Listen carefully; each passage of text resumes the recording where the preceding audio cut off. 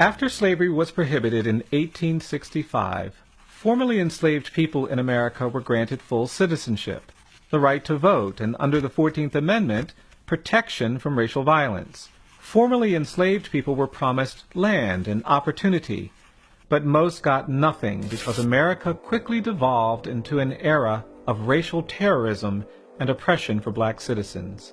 White people in the South were angry that people formerly considered property were now equal citizens. Many turned to violence. In the years immediately following the Civil War, thousands of black people were murdered when they tried to claim their rights.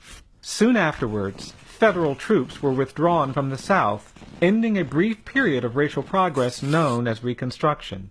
Nationwide resistance to racial equality resulted in the reestablishment of racial subordination through biased laws, disenfranchisement, and terrorism, most dramatically enforced through lynchings.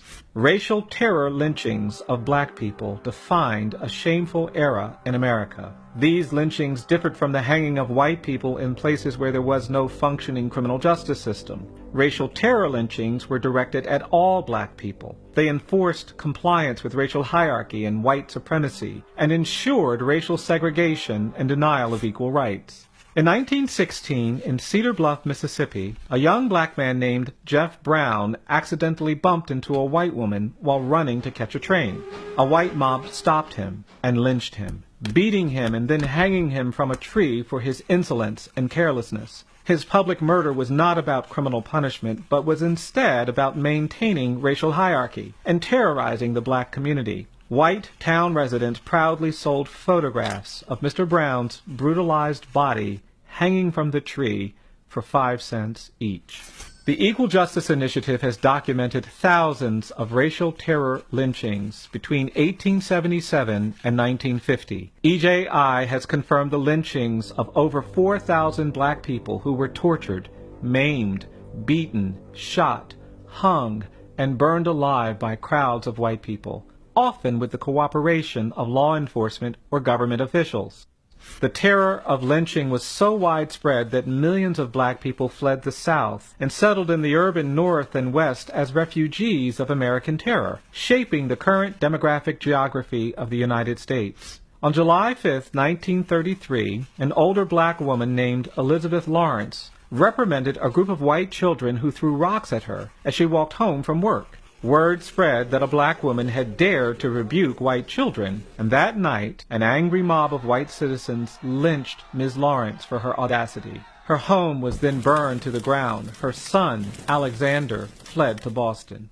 Racial terror lynchings often had the atmosphere of carnivals, with food vendors and souvenir stands. Hundreds or thousands of white people would often gather to watch and take part in the torture and murder of black citizens. There has been no effort in America to confront this legacy of racial terror. While hundreds of Confederate monuments litter the landscape in southern states, there has been no public recognition of the violence endured by black people. On October 7, 1910, a white mob in Montgomery, Alabama tried to abduct and lynch black men being held in jail on suspicion of miscegenation, or interracial sexual relations. When they were unable to get the men out of the jail, the frustrated mob lynched a black taxi driver named John Dell, who was sitting in his cab nearby. No one was ever arrested or prosecuted for his murder. E.J.'s Community Remembrance Project collects soil from the many sites where terror lynchings occurred. Jars labeled with the names of murdered black citizens are on public display at E.J.I., a powerful visual reminder of history we must face.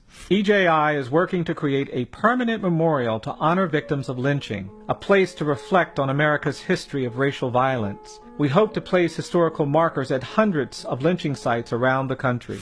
Contemporary issues like police violence, excessive punishment in the criminal justice system, and even harsh and punitive treatment of children of color in schools and on streets cannot be understood without a deeper examination into our history of racial violence. More truthful discourse and reflection on our history of racial injustice is essential for us to achieve racial equity. Confronting the legacy of lynching is critical to advancing this conversation. We hope you will join our effort to help towns, cities, and states confront and recover from these tragic histories of racial violence through truth and reconciliation, where there can truly be equal justice for all.